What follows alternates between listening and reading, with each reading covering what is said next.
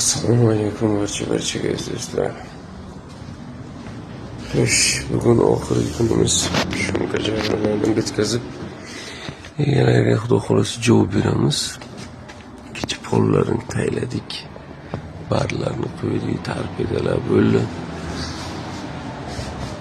Bagajni taglarini ham polni shumka qildik. Bu eslatib qolamiz. Polni full shumka bo'ldi.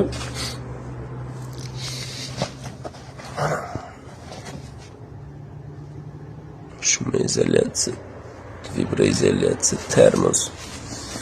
Полный.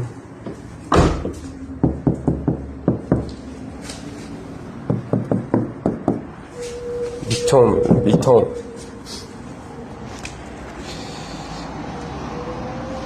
O'zi professionalniy shumka emasman, любитель, lekin